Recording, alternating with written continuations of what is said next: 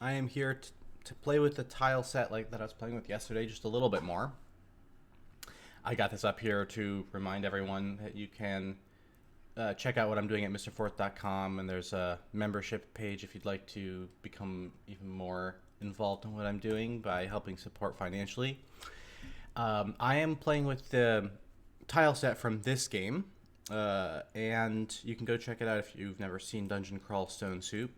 Um, it is cool, but it's also got the thing that's most cool about it that I've discovered recently is that all of this giant tile set that comes with the game has is all like open. You can just go and put it in your own game, um, if you like, and that seems like a good starting point for me to maybe build an interface to the RPG simulators that I've been working on here.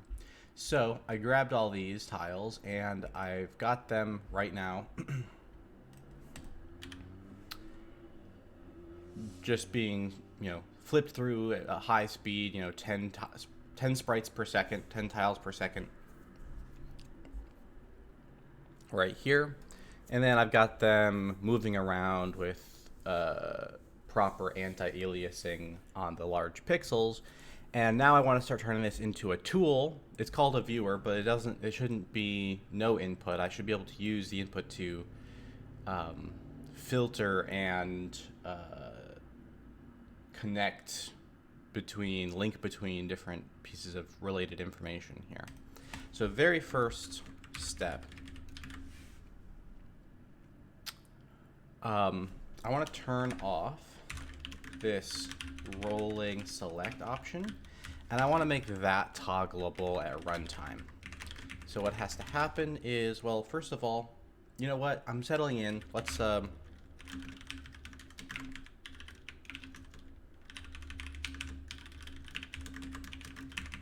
get to it. That's going to be the idea. We're going to need to clean up the app variables first, and then we can start getting serious. Let's put on the music and dig in.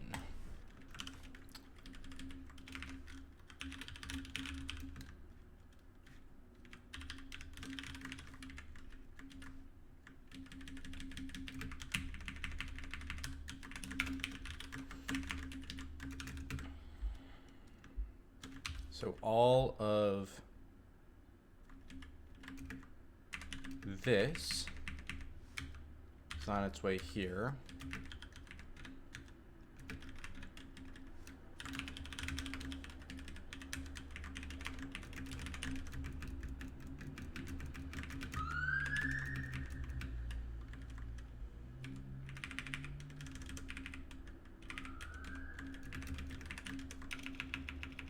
Whatever.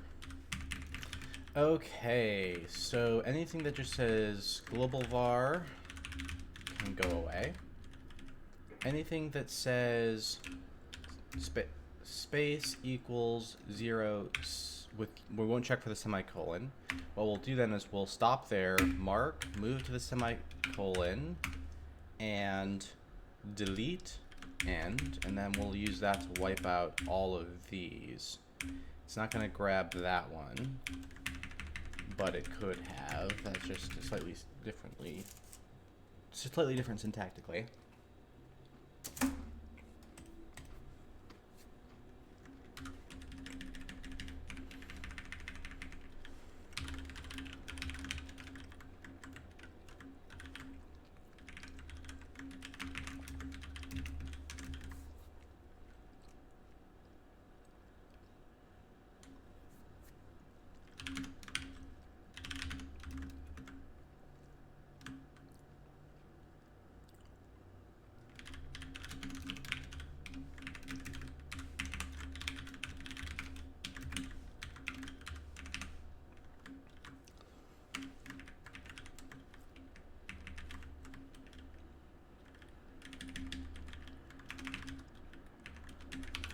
Okay, so the permanent arena still needs to be a global, and the app vars still needs to be a global.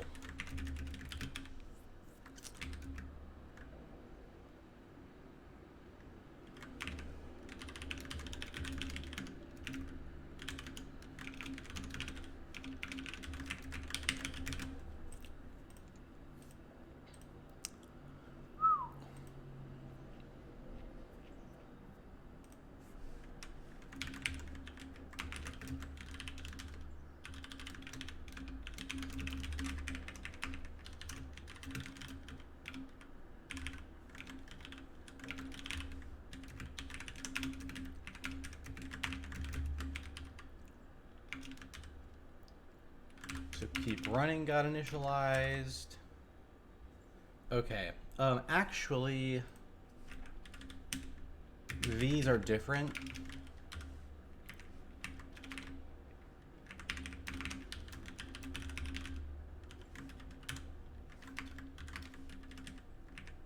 I don't want to have to do these as app pass-throughs everywhere.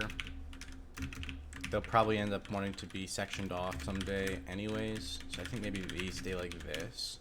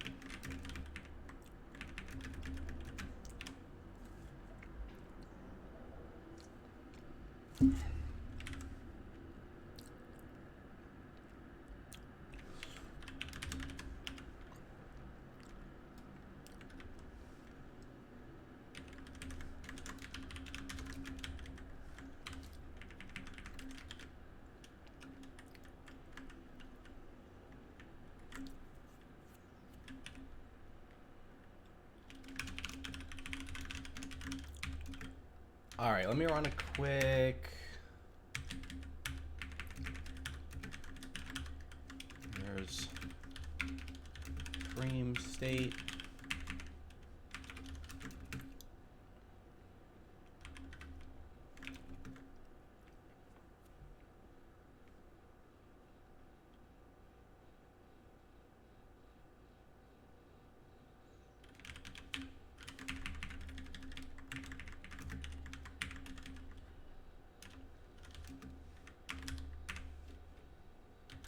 Control state and animation state.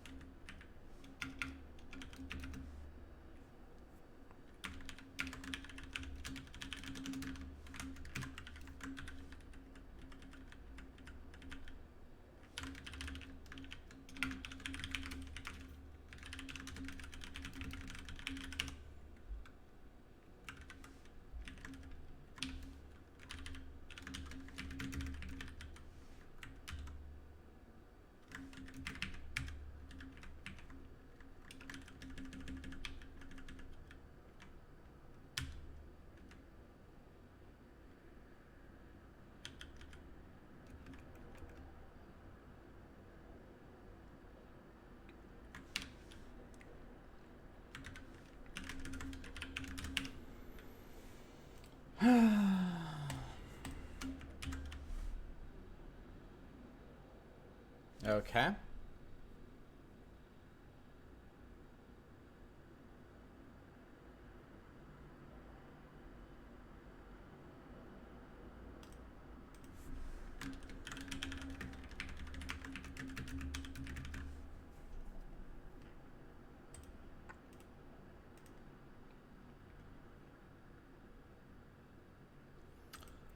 Okay, so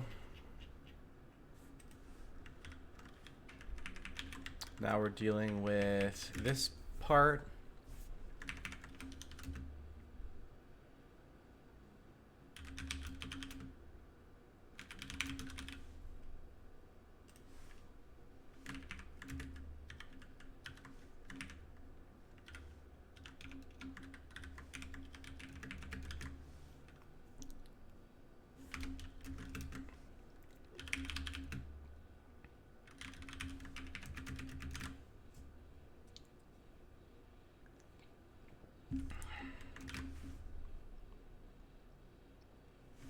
Okay, so for this to make sense, what's going to happen is let's preemptively get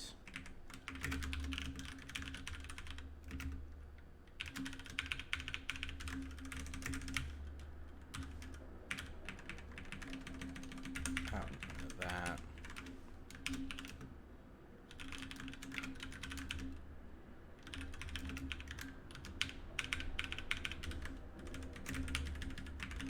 Okay.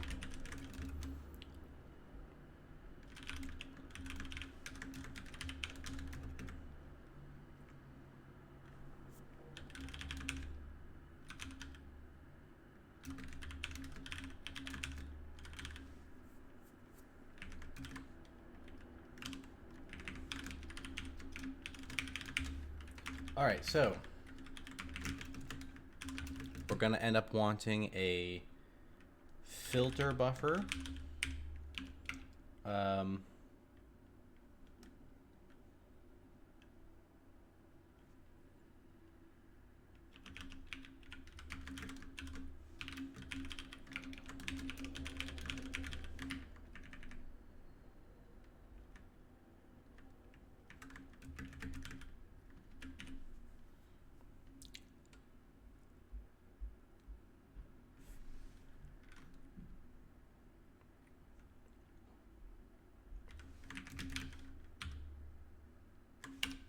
that should just do nothing at first.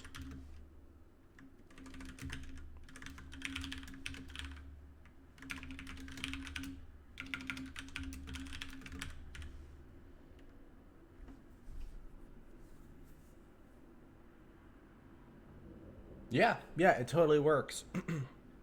OBJ from Raw is pretty cool. I need to do a pass on it sooner or later so that I can actually get it to production level with, like, you know, menus and error messages and a little bit of flight testing and example, like, of how to link with it. But it works. And it's pretty easy to work with once you have it. I mean, the hardest thing, which I actually conquered last week, was I never before had a way to say, hey, I built this little utility and now I want to start using it everywhere, so add it to my path. And I made a way to do that. So now I can take a binary utility like OBJ from raw and just run a batch script on it that copies it over to my, let's see if I pull up file pilot here and we go over to C drive. I've got this bin folder filled with executable stuff. This is always in my path. And so now I can just drop in, well, actually, I think I made bin temp. Yeah, so I made a secondary bin folder where I could drop in things like OBJ from raw. And so now I can actually make a utility and start calling it. And that's just Windows like stuff, you know what I mean? Like to make it useful, I had to give up on the constant path nightmare and just say, okay, I'm adding stuff to my path the way a sane person would.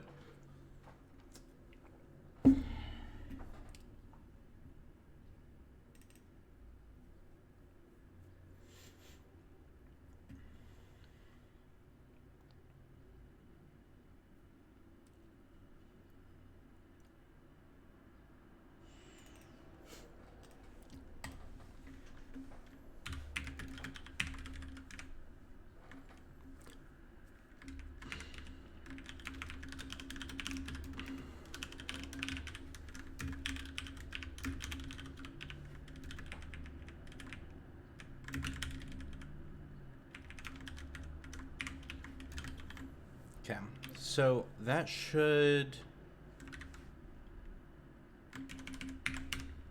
This should give no difference because the filter should be empty.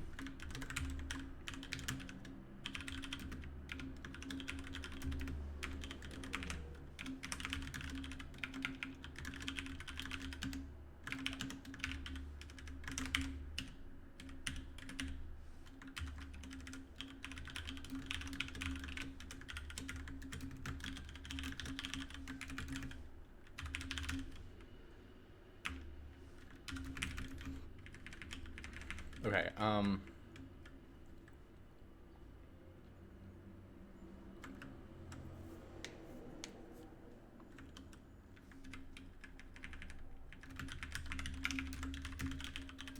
we're gonna start developing a proper app layer now.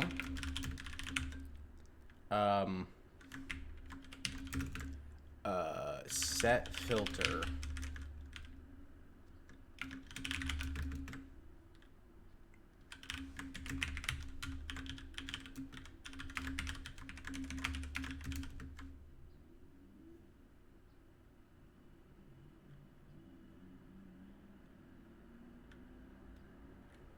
Yeah, Windows. I mean, I don't think that any of the operating systems we've got have really taken it seriously, but Windows is particularly hostile to like development configuration once you up to a certain point. But then the underlying thing with Windows is that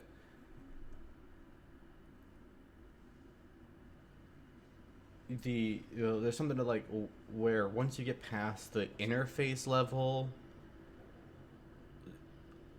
friction, Windows is the most developable operating system. I don't know. They all have their own unique personality of failure.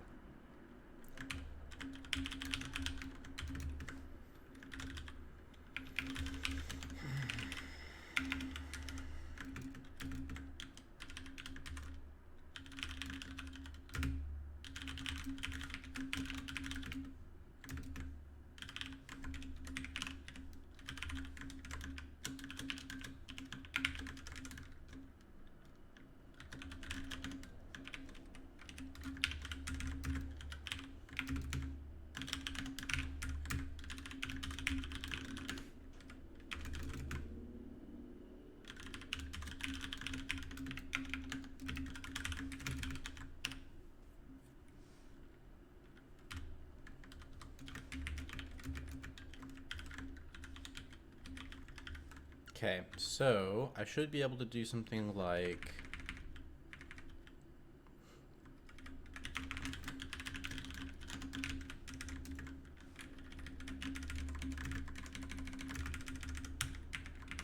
this.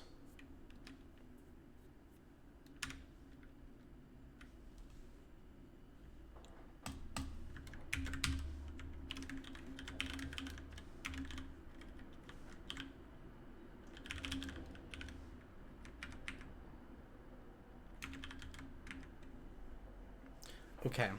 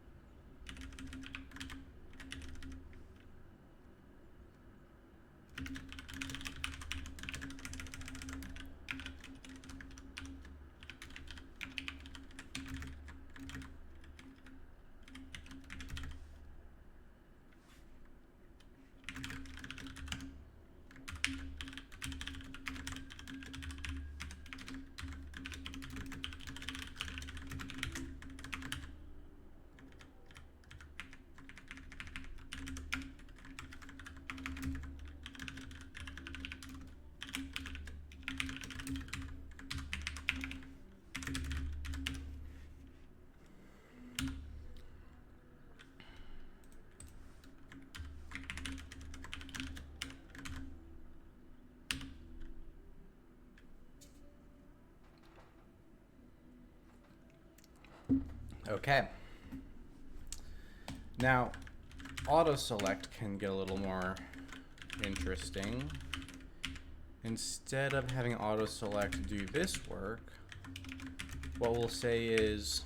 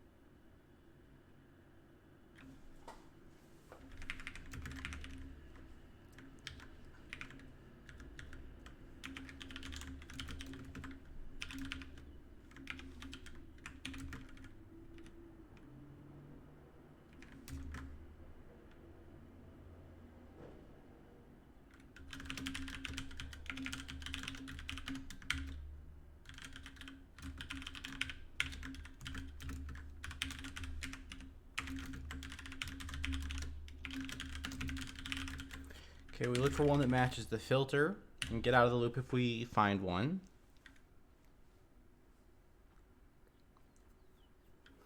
If we don't match the filter, then we increment.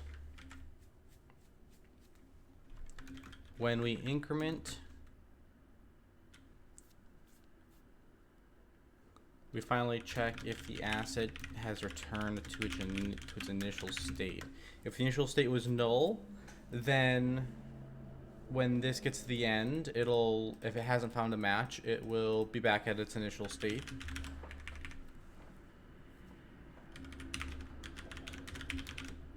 And if it was a pointer, if it had an asset before and then it scanned, but it didn't, that first initial asset didn't match, and then it scans along and none of them, you know, gets to the end, and then it restarts, and then it goes forward until it finds itself. Either way, we know that there's no match, and so then we break the bind.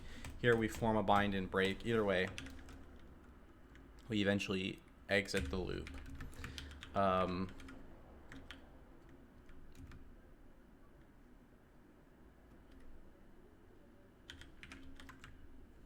So all we have to do is implement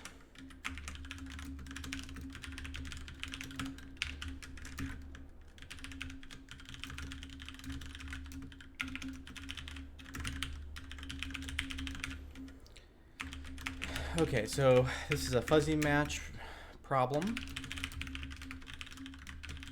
Let's start with something very simple. If straight match, if the filter matches the asset file name with string match flag, no case, and string match flag left side. What? Don't tell me. I never did left side sloppy. That's so strange. Okay. Or right side sloppy. Prefix match.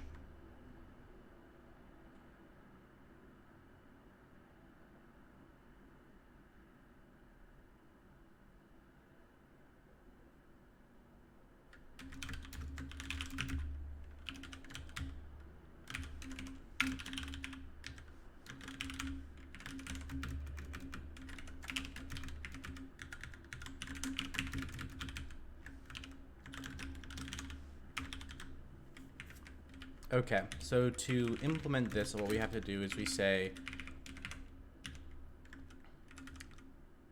if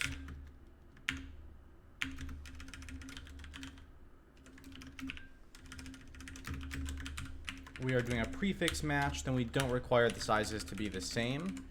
But if we are missing that flag, then another way to still proceed is if they are the same, right? So they are the same as the default, but if they're not the same, a prefix match always goes through. If we are doing a prefix match, then the size is just whichever of these is smaller. But otherwise, they are the same, and so either one will do.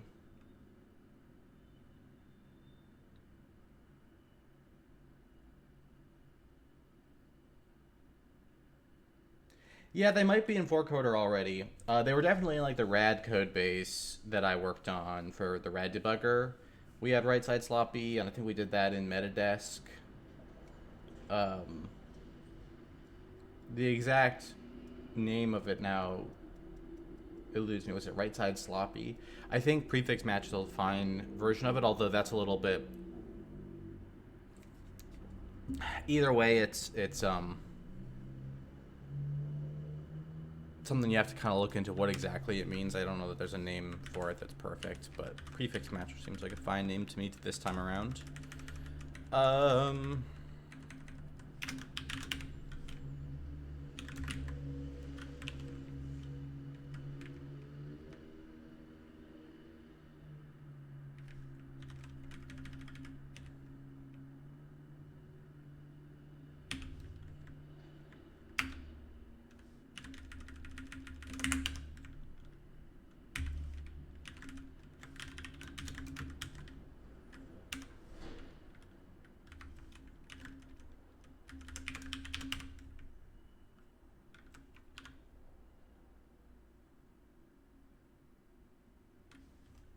Okay, so that auto select worked, but now I should be able to auto select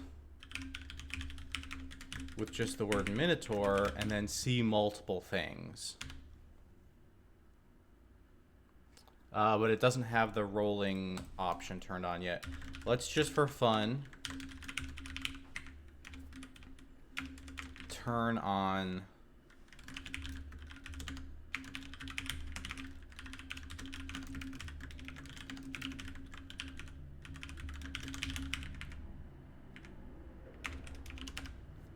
rolling select this way.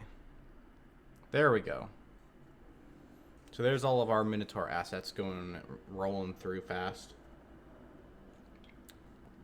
All right. So if I get interested now, I can start figuring out what kind of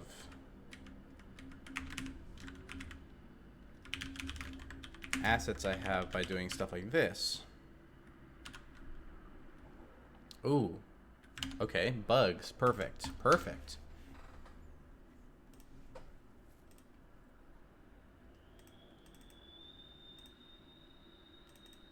Got it.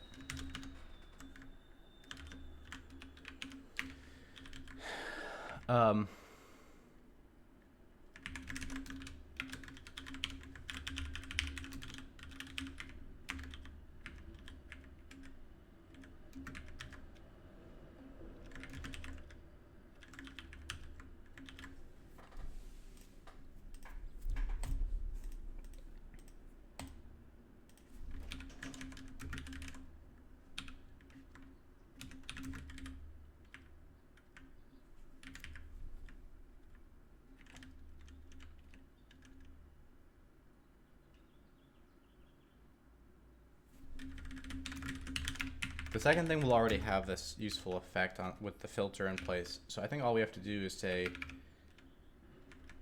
apply this whenever there is actually an asset already.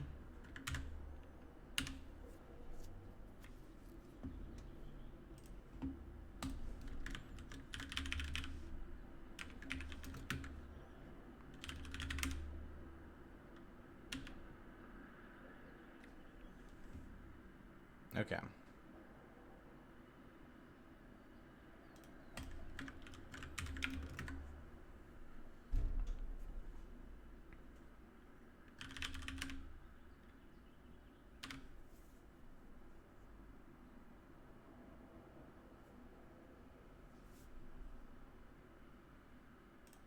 Okay.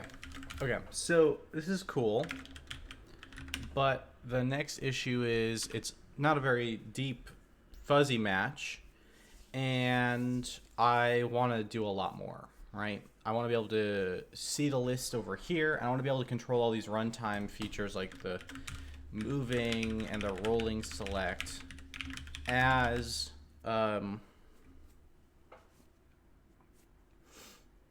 parameters. And I also want to be able to modify the filter. So let's start with being able to modify the filter here in update and run.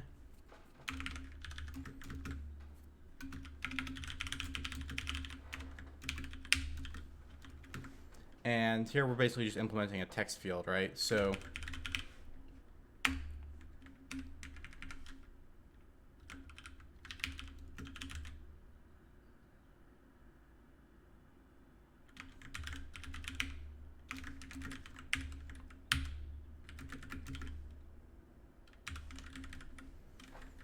okay, if we get input the text of the text kind,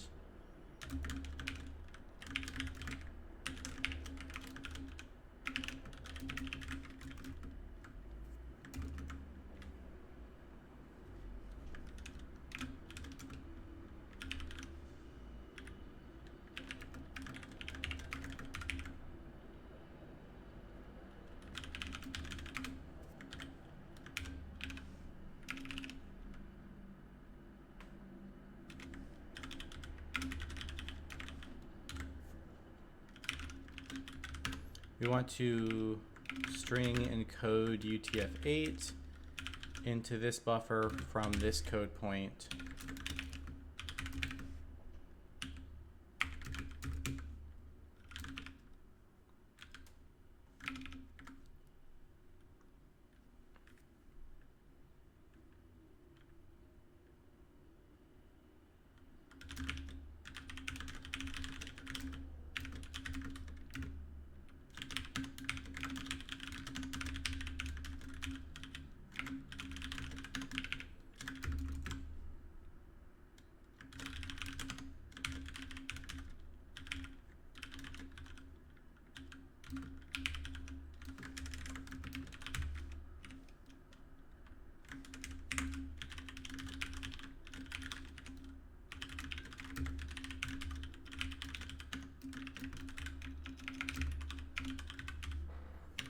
Okay, so there's text insertion.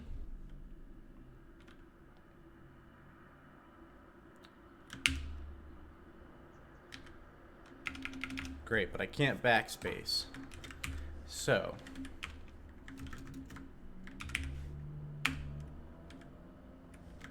if I see you tapping the backspace key,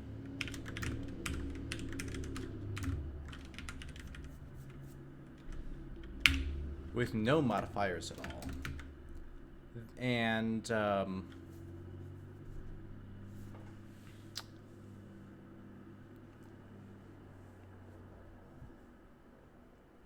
then we're going to want a backspace, but we might end up finding that there's a byte there already. So what we need to know is where is the beginning of the last character, right? It's not necessarily at filter size -1. So if app filter size is greater than 0,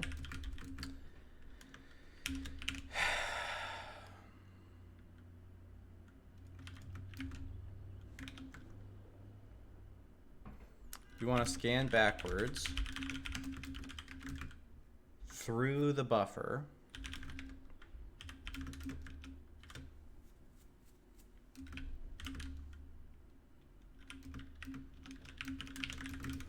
and try to find a spot where the app filter buff I is either ASCII or a first byte. So those in UTF-8. So those look like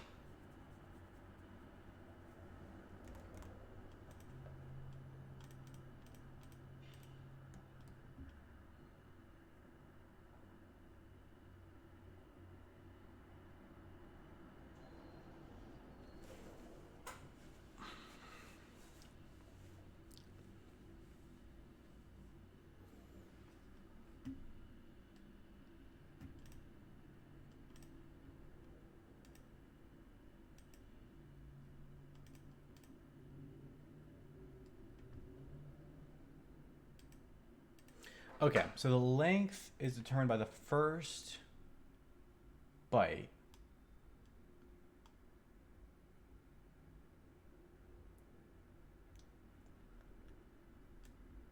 A first byte can either be... So the one thing a first byte cannot be is 100 in the top 3 bits. If C and... let's drop 5 bits. Or rather, let's mask in the top 3 bits. So there's a top bit there. And there's a top 2 bits. Here, there's another way to do this. To get 3 bits, I need a 7 bit shifted up 5 times, right? That's the 3 bits right there. And that is putting it in positions 6, 7, and 8, right? Or indexes 5, 6, and 7. Now, if that is not equal to OX, okay, I need a single bit shifted up twice. That's going to be, if that is not equal to 8, which is this thing, 8, 0, so a high bit, then break. But these are those extension bytes. So if the last byte looks like this, then this is like later on in the UTF-8.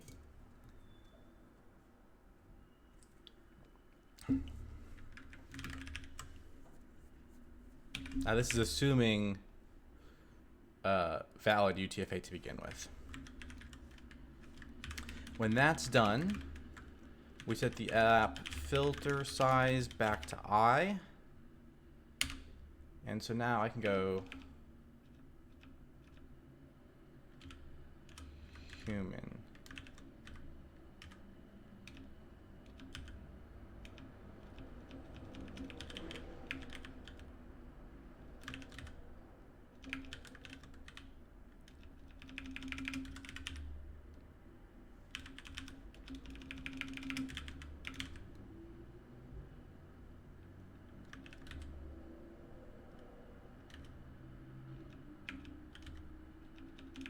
Cool.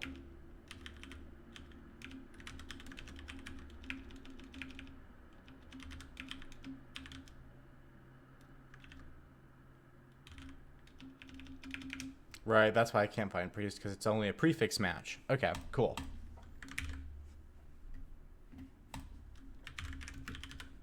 All right, if we do modifiers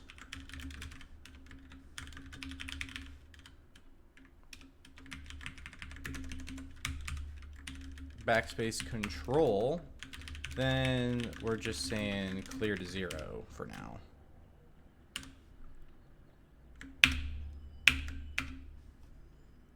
Interesting.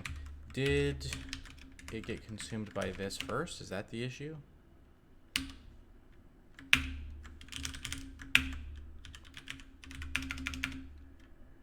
Cool.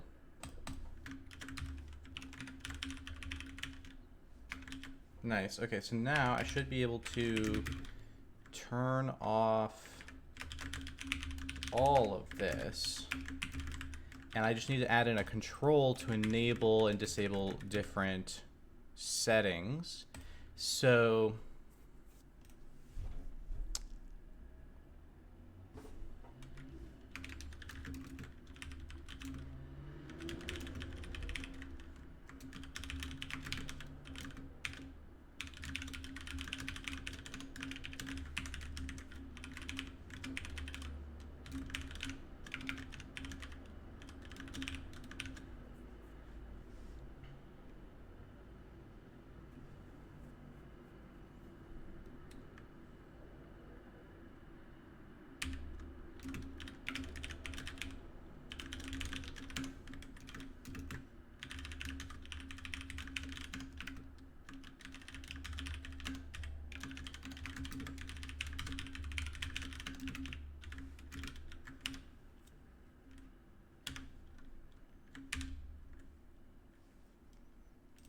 here's everything, but what if I want to see just all the alters? Okay, now it's not working when I put the filter on. Okay, there we go. Alter.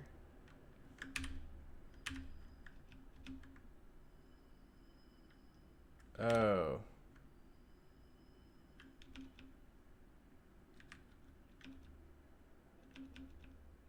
Yeah, the prefix match is just killing me here.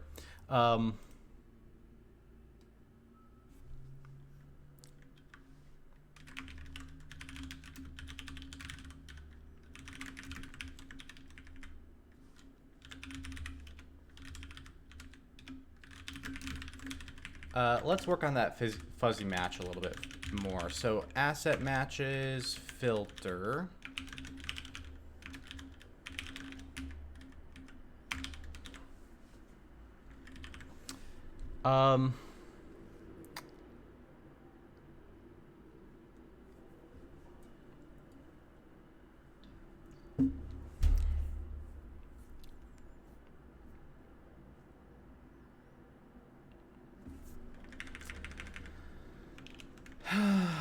All right, for now I'll just do it the boneheaded way.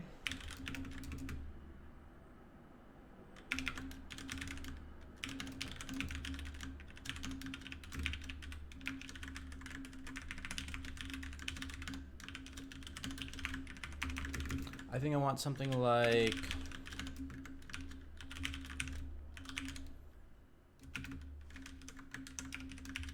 we make a list like this. And filter keys is going to be what I get when I split on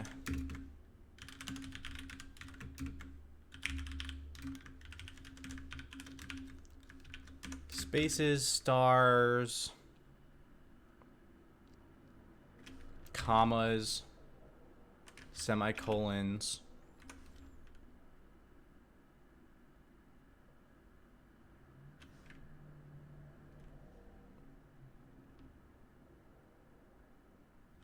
underscores. No, not underscores. Those are super identifier-y. So we use that. That's 4 elements to split on. That seems good.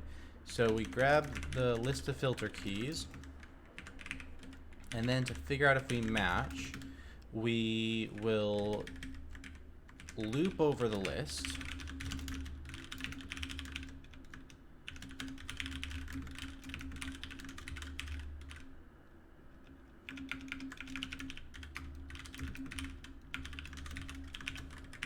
And test match against each one. If we find any matches at all, then we're good.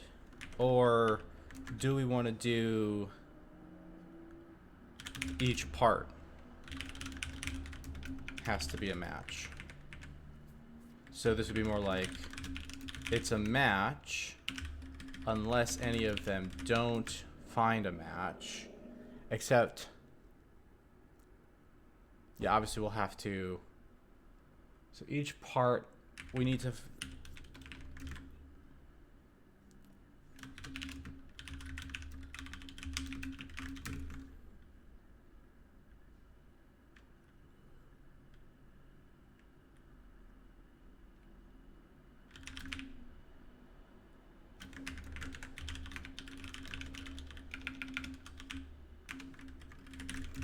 found needle.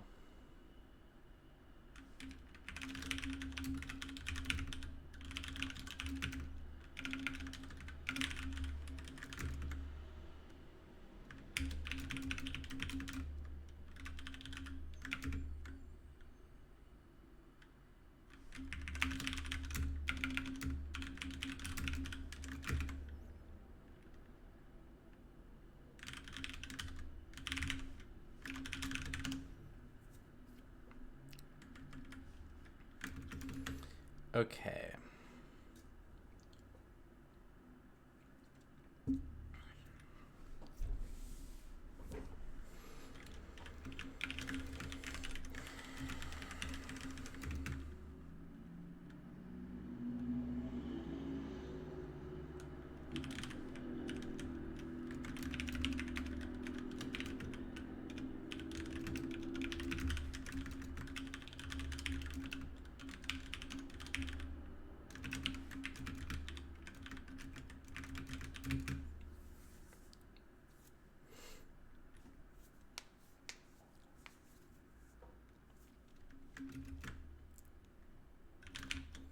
If this is going to be a real simple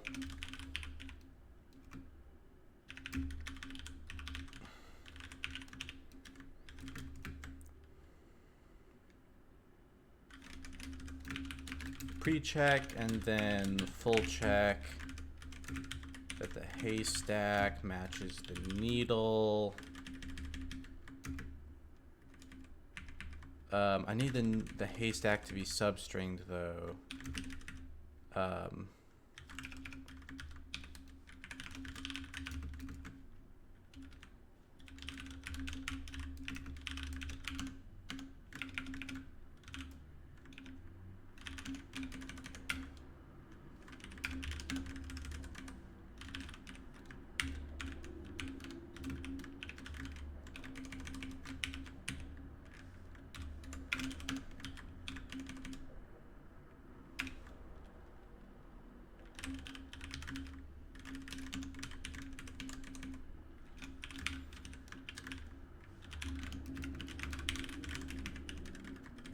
And then we turn on these flags. So for each needle, a needle is one of the strings we pulled off of the key list here. And we scan the entire haystack, which is the string that we got from the asset we're trying to match against.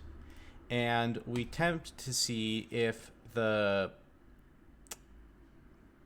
needle is a prefix of the string at that position. Right? So if this character matches this character, that's a hint that it might work, and then we do a full match here. Of course, this is an optimization that's going to introduce a case bug, so why don't we just simplify it down. If you get through a needle that you did not find, then you fail to match the pattern and you break out. Okay, there we go. Now, I should be able to turn on this and it starts running. I should be able to type in alter, and now it's matching all of these.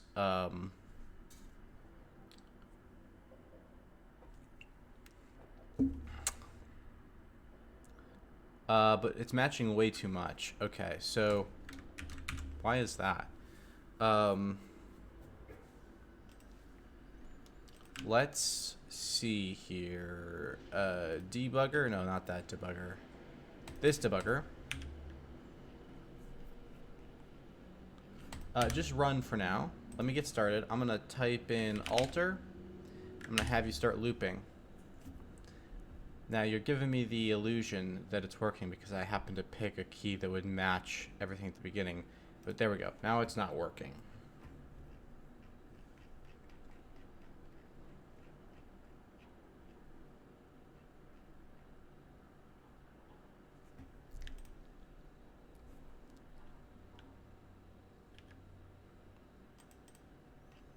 I need the update and render. Modify the filter. Rolling select. So here we move from this to the new one.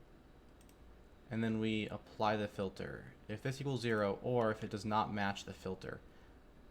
View asset does not equal 0, but we must not have matched the filter, or we would have stepped into that function or that block there, right? So, oh wait, we must be that we do match the filter. So the filter says alter.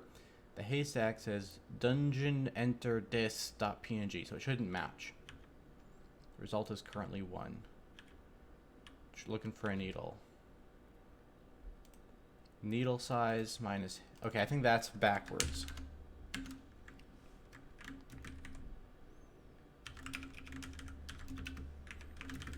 If haystack size is greater than or equal to needle size, then we can do this. Start looping, turn on the alter filter and see it should skip over. Yeah, now it's back to the beginning. Now if I turn on dungeon, look at all the doors.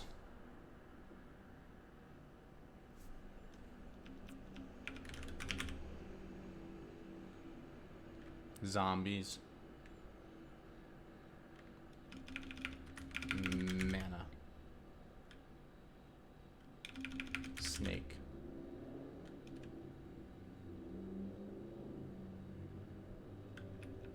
Spider. Rat. Moth.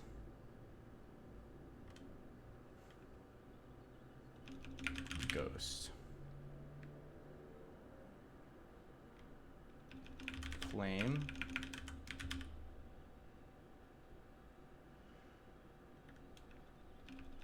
Wand.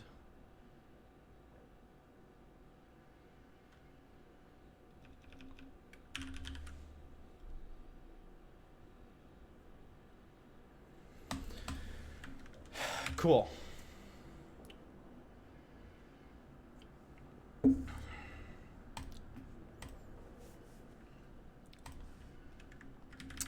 Now, the next thing I want to do is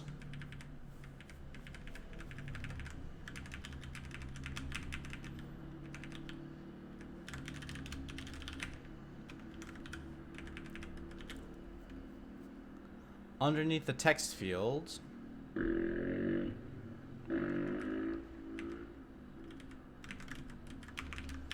there's going to be a lister.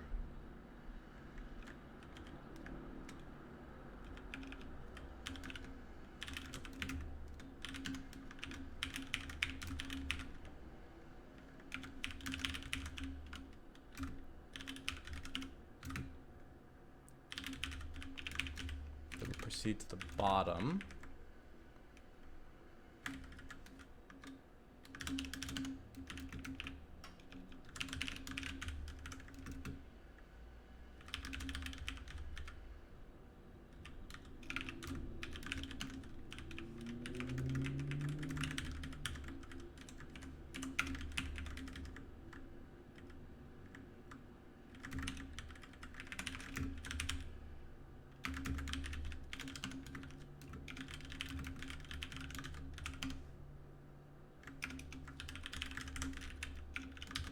Iterate all the assets this time.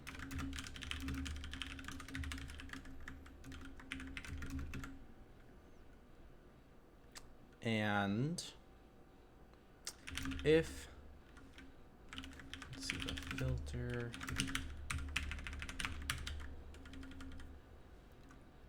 If the asset matches the filter,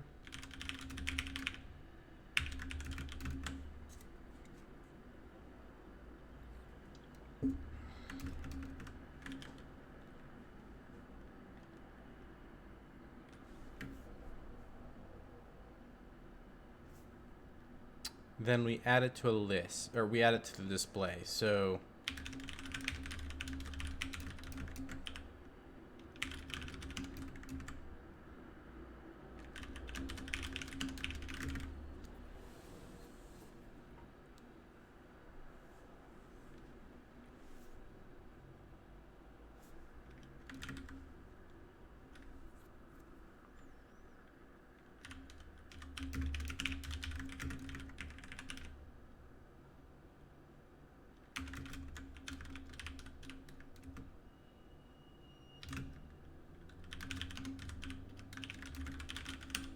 and we get out when we're done.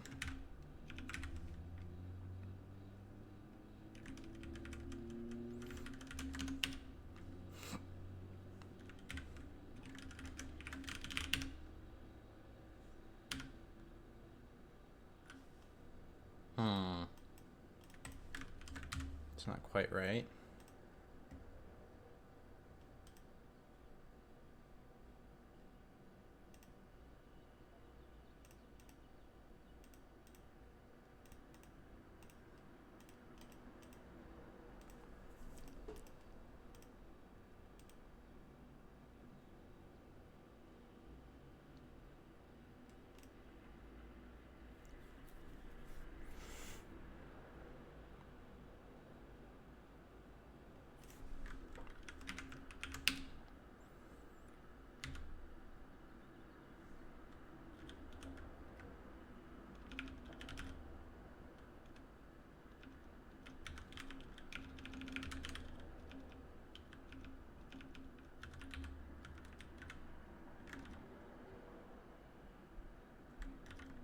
Cool. So yeah, that's just fine. I didn't break any of that. But I turn this on.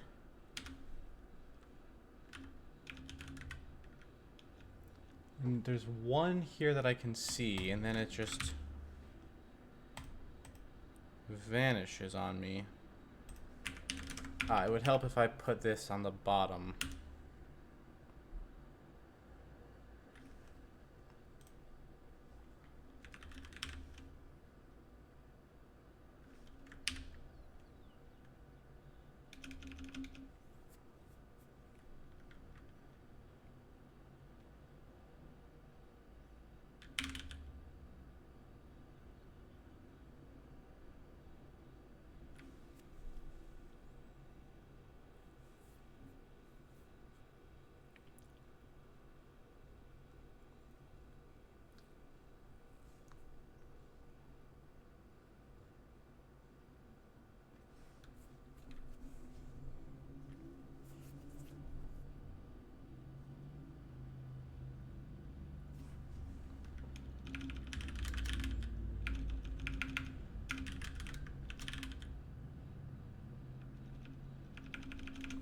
Okay.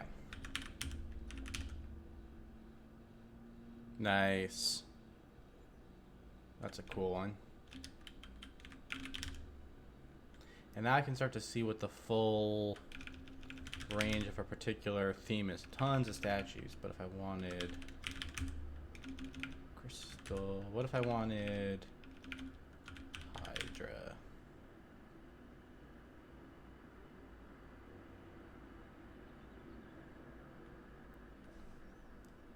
Cool. Okay.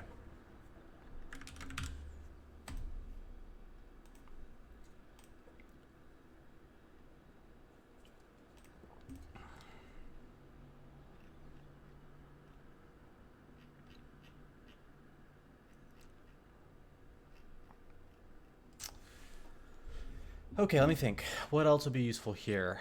I can type in the name of what I'm looking for. I can flip through them. It'd be nice to be able to flip through them one at a time manually, I suppose.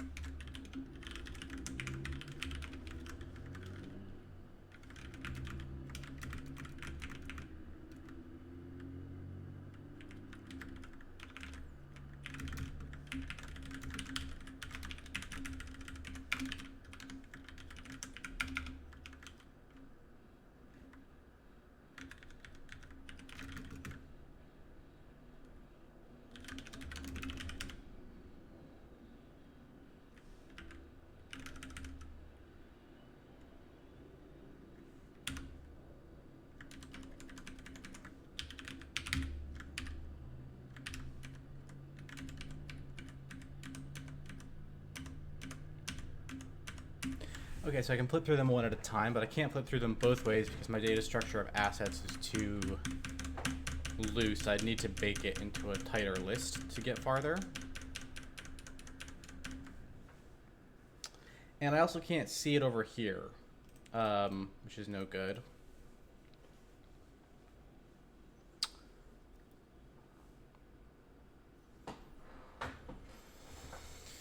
Let's see.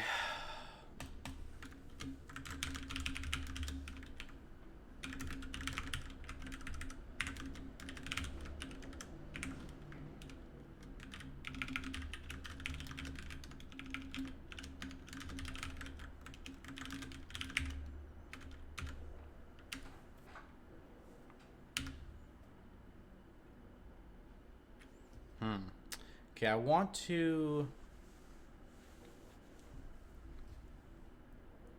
not put the full path into these, but just the path relative from the data folder onwards. So like starting from there at some point.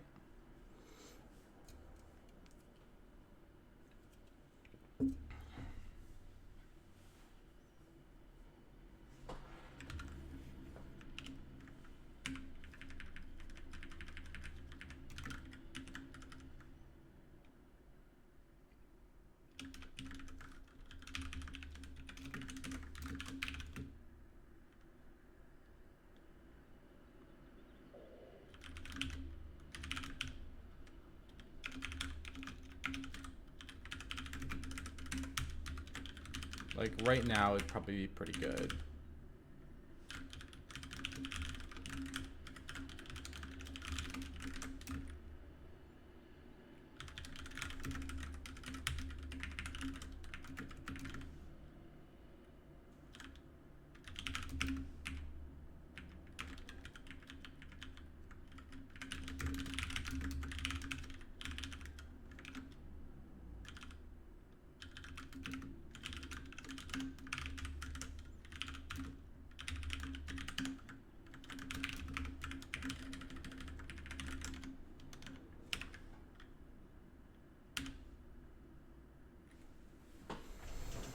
Okay. Um,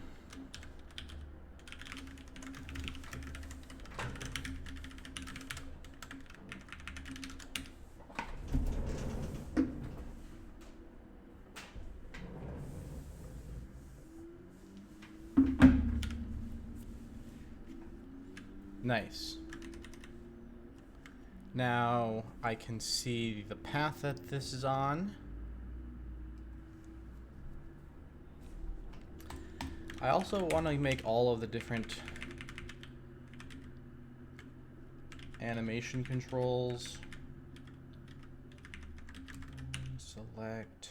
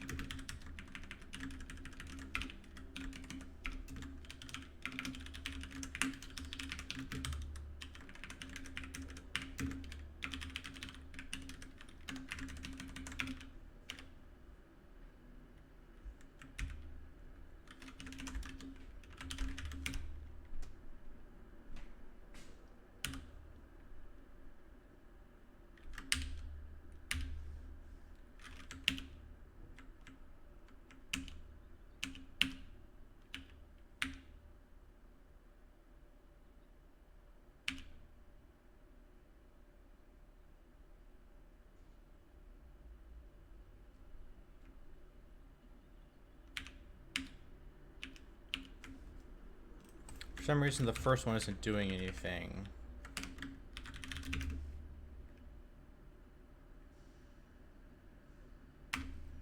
One with a control should modify the move. And wiggle equals is missing. Okay. So. Still nothing?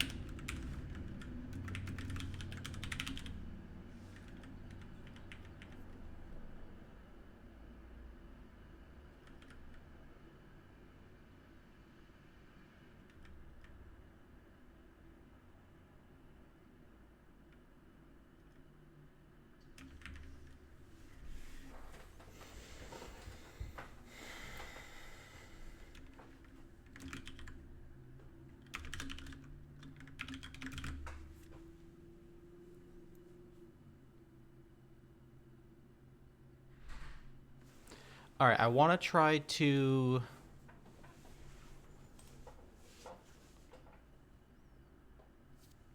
rearrange this so that it can rotate around its center now. So let's see. First things first, P equals V2F32 add center plus wiggle.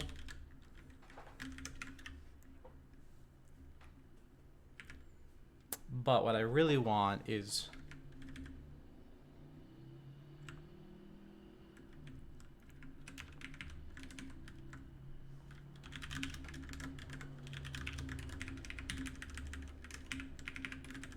x-axis, y-axis.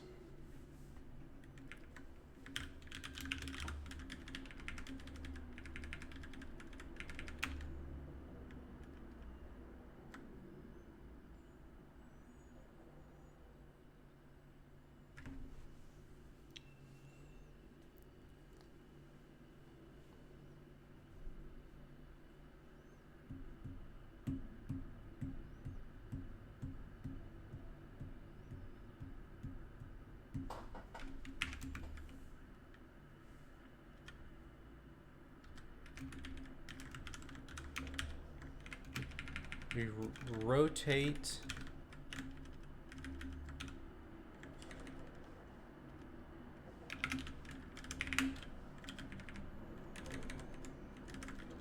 the half axes first.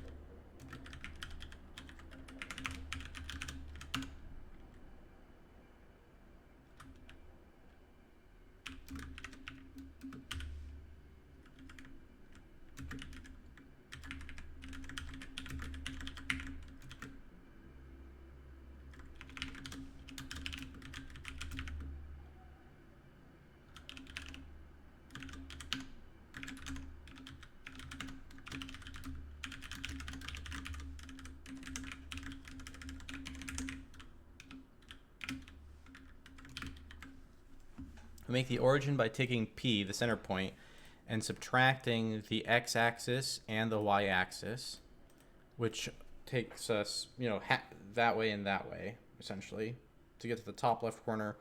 Then we project out the full amount of the axis there and there.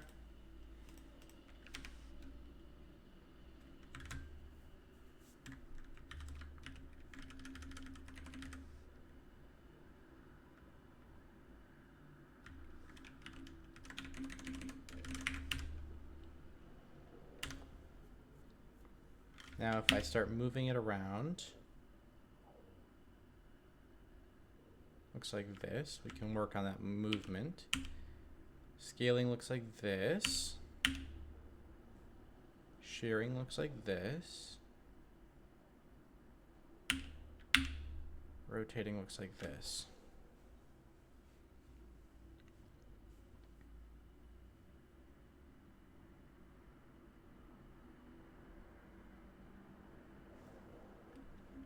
Nice. It's definitely rotating around its center now.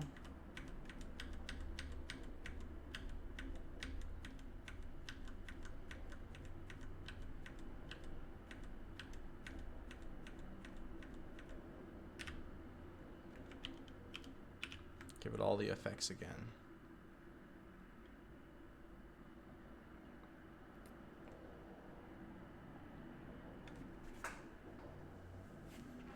Now let's look at all of the Minotaurs spinning and flipping around for a sec.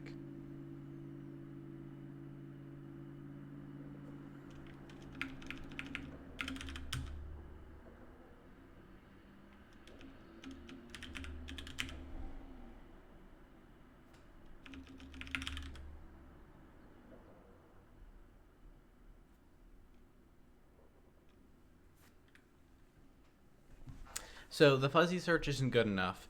It's too fuzzy sometimes, and there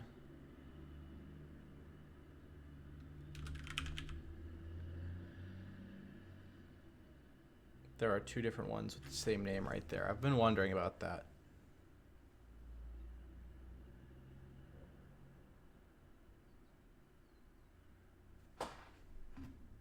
Okay.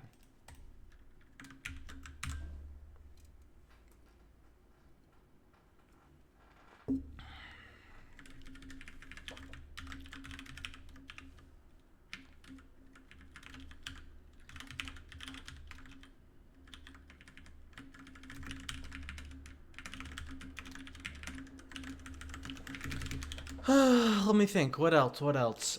Typing, filtering. I can scan through them. I can't go right and left yet. I could work on that. I can control these. We could do the icons. I'm gonna take a look, and I think I got about 15 minutes left for this chunk of work before I'm gonna need to stop and eat and do some other stuff for a bit. So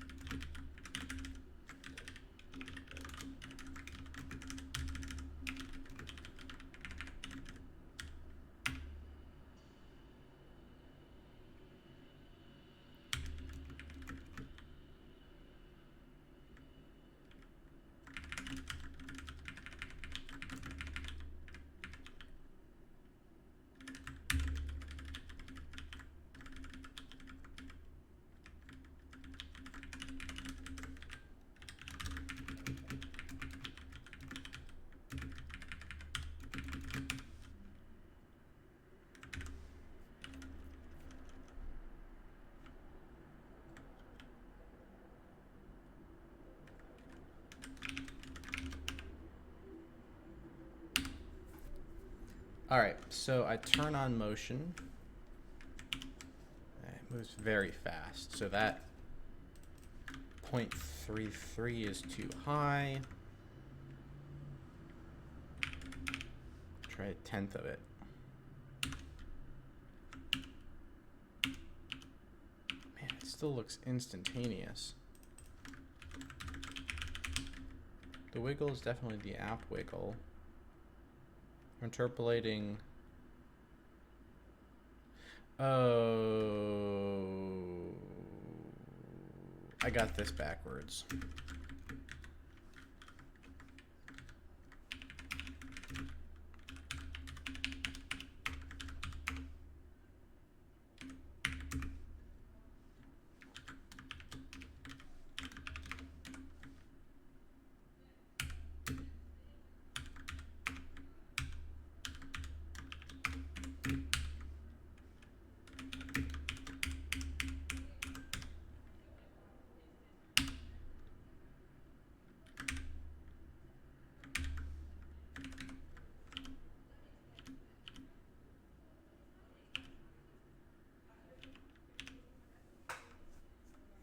There, now I can toggle these, and it always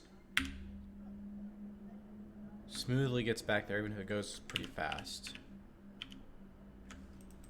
But it's smooth now, it's just not chopping. 0.3333, let's try 1111. Just to make it a little...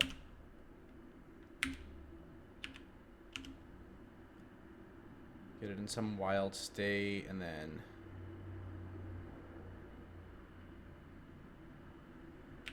Whew, turn off the rotating, turn off the scaling, turn off the shearing, let it move. Okay, I want it to move a little more.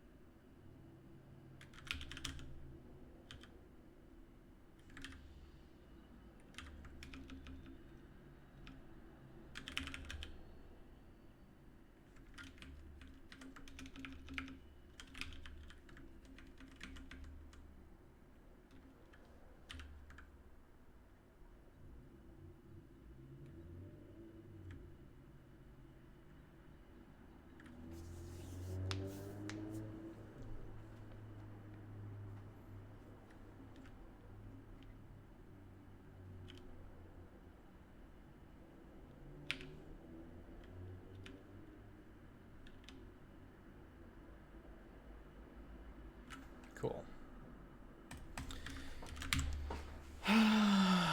Okay, I think that's a good amount for now. Is there anything else I could still fit in like 5 or 10 more minutes? The animation's looking good. I could try to get this icon plan up and running.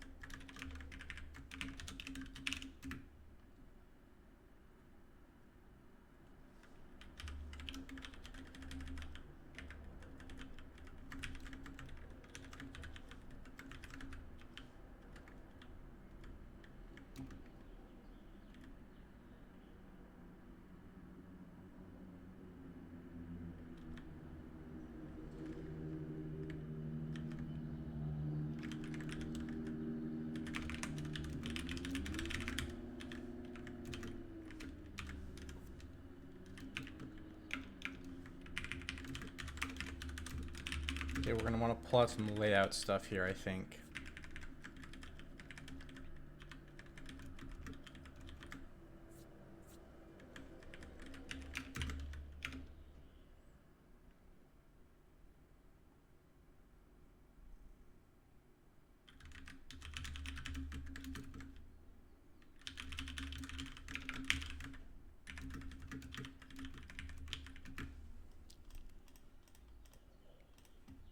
Apply filter.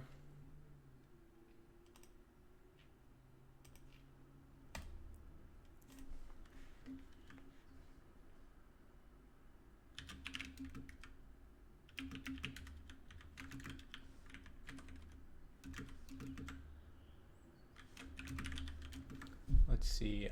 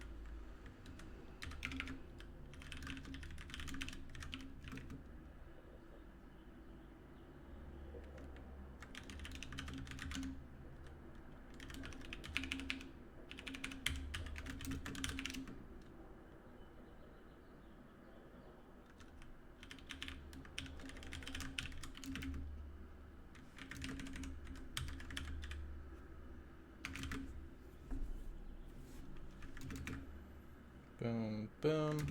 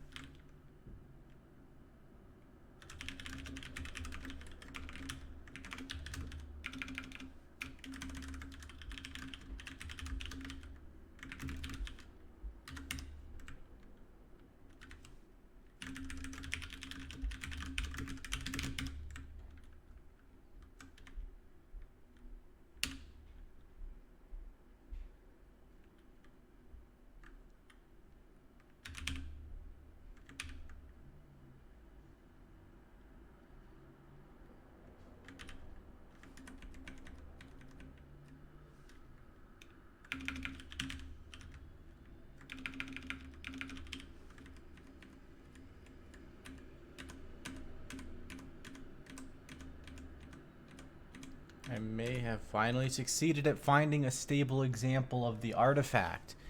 Here we go. So what is that? How is that possible? That can only be an artifact in my anti-aliasing. Like, somehow it's white, but then the transparency, since it blends with a transparent edge, it darkens itself. It could be an sRGB thing. It could be like an alpha pre-multiplication kind of thing. It could be some kind of alpha darkening or sRGB darkening artifact that I don't entirely understand. It is kind of cool. It's the kind of thing I'd like to be able to do in a pixel art game intentionally, but it's only supposed to be able to do solid large pixels right now. So the fact that it's doing this is definitely an artifact and not intentional, right? And so if it was intentional, it might be able to be a little better, but it's still really cool looking as it is. It's just not right. The other issue is with whatever way this is being done, the artifact would change if I change the background color. That's why I have to get a handle on it first before I take advantage of it, right? So I can just type in bows.png and I find my sample case, and maybe that's what I could do for the second half of the day. Now that I've got a handle on the data enough that I can grab a sample case where there's a bug or an artifact, I've at least improved the asset viewing capacity of the system to the point that I can solve a new problem, which is cool. Maybe I should cash out and solve that problem and call that the end of this little play time for now with this viewer, and then I can slow cook on this in the background of other projects for a few months while I focus back on the base layer and the RPG simulator.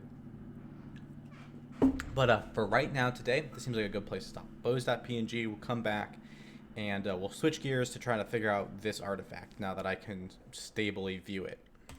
All right, and with that, I will see you in a little bit.